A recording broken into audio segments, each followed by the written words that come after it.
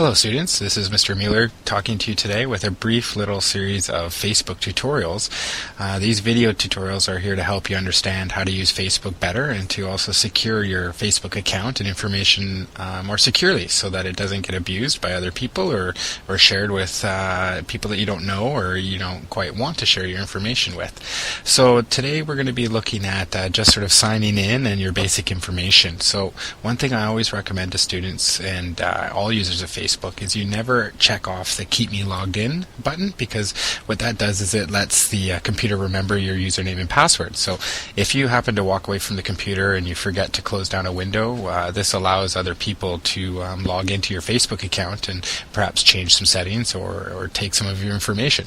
So it's definitely not a safe thing to do. I don't recommend it. It does mean you'll have to enter a new username and password every time you log in, but that's something that will definitely keep your account a lot safer. So now once you're logged into your Facebook account, we're going to take a look at what kind of information gets put in here and what you should think about these different pieces of information and whether or not you want to actually put all the information in that you can. So I'm going to take a look at my profile page here. So this is my professional Facebook account. My name on here is VLN A. Mueller. It's because I work at the Vancouver Learning Network, and so this makes it a little easier for my students to find me on Facebook.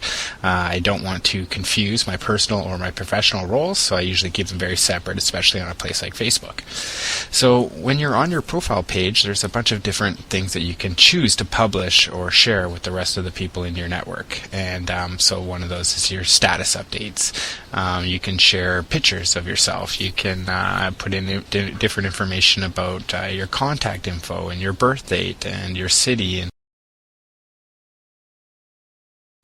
and all sorts of what your friends are and everything. And so there's a lot of options to publish a lot of information on here. Now, do you want to share all that information? It depends. You may want to consider certain situations when deciding what information you're going to put into your profile page. So here I am looking at my info page, and on here you can see that it's got birthday but no year. I chose not to put the actual year of my birth date in here, so you can definitely hide certain bits of your information. Whenever you want to change any of your information, you just click on the little edit button on the side here, and what this does is it brings up this little window that lets you change any of your information here.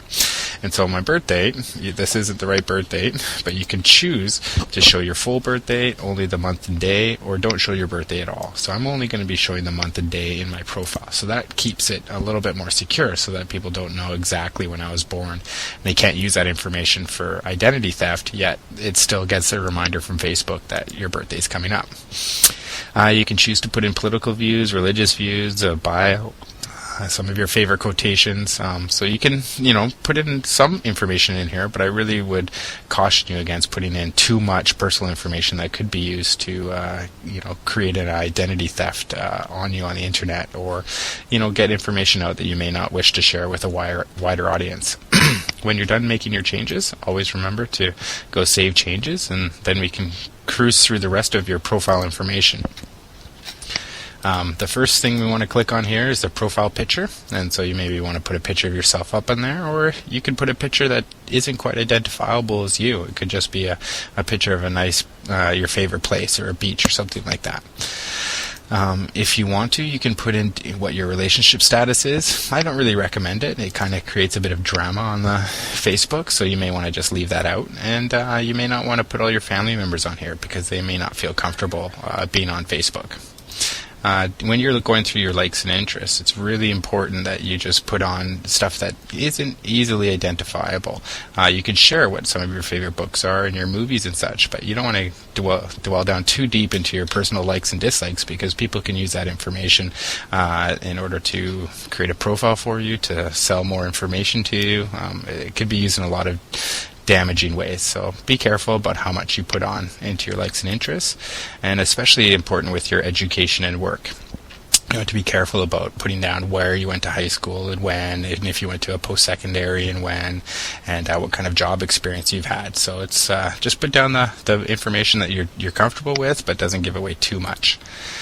And then, most importantly, it's the contact information. So because this is my professional page, I only put on all my professional contact information. So I have my work email address, I have a Skype address for when I'm at work, I have my work phone number, and I have my work address and work website.